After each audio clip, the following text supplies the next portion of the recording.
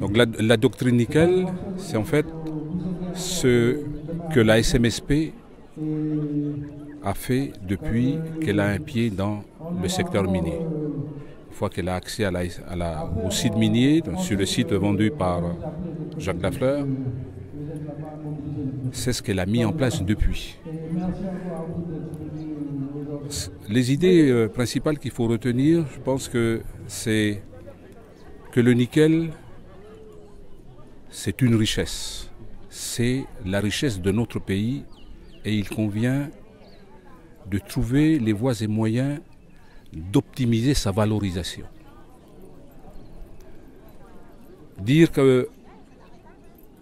qu'il faut poursuivre la commercialisation du minerai brut, c'est aller à la dilapidation de notre ressource pour pas grand-chose.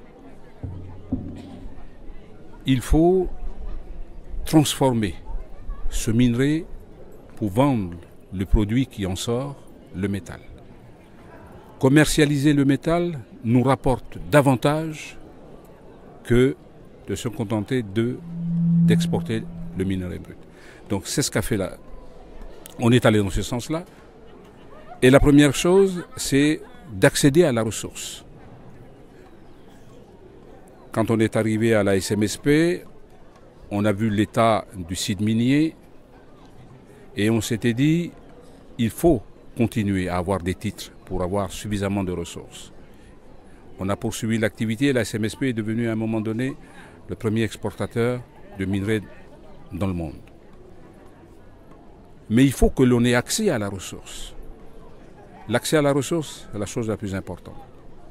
Et donc il y a eu une mobilisation qui a été organisée ici en province Nord et il y a eu l'accès au massif de Koniombo. Ensuite, lorsqu'on a l'accès à la ressource, il faut trouver le partenaire industriel qui est d'accord, qui est partant pour mener un projet avec nous sur la base de 51-49. Ça, c'est important. Est-ce que l'industriel est d'accord? Il a le savoir, il a la technique. Nous, on a la ressource.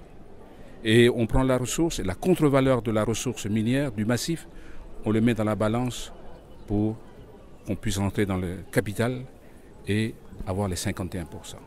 C'est ce qui a été fait avec le partenaire industriel de l'époque, c'est Falcon Bridge. Donc, c'est dans le pacte d'actionnaires. Ensuite, il faut ficeler les choses de manière à ce qu'il n'y ait pas possibilité de dilution. Donc, dans le contrat, il y a des clauses anti-dilution. Faire en sorte à ce que la ressource ne puisse pas être à un moment donné hypothéquée pour quelque cause que ce soit.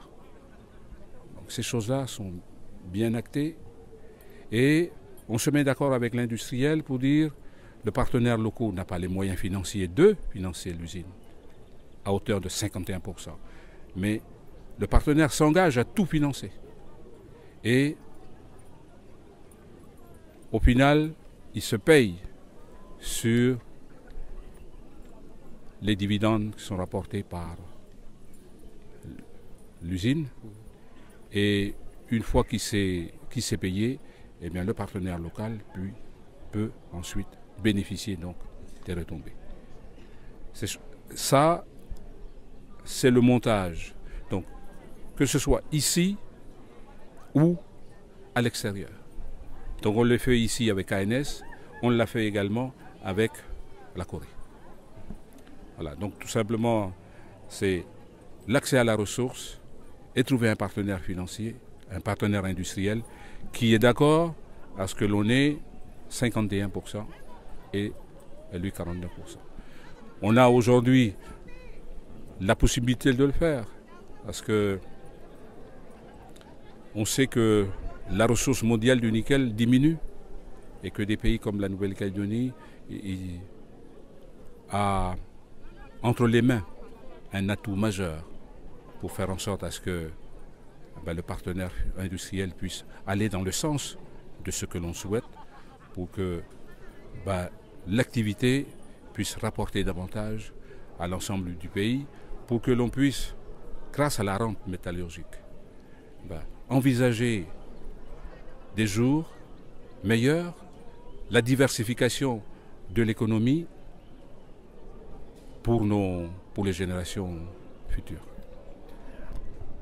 Voilà, donc plusieurs centaines de militants ont répondu à l'appel du collectif. Quel est le mot d'ordre pour les jours à venir?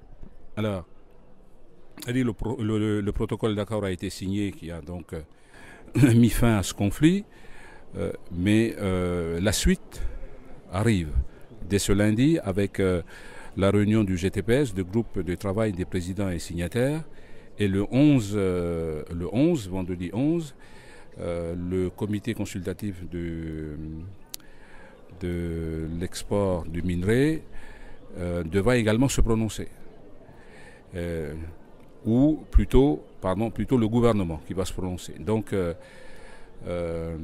ce sont des sujets sur lesquels ils se sont déjà prononcés. Aussi bien le GTPS que le gouvernement. L'exportation de la Chine a été refusée. Donc, est-ce que les choses vont évoluer? C'est ce qu'on a demandé à nos militants, de rester vigilants là-dessus. Parce que si on met à mal la doctrine nickel avec l'autorisation d'exporter vers la Chine, il faut que l'on puisse montrer encore notre détermination à défendre la doctrine nickel. Alors tout à l'heure, les militants ont parlé justement d'aller à Nouméa et donner des informations.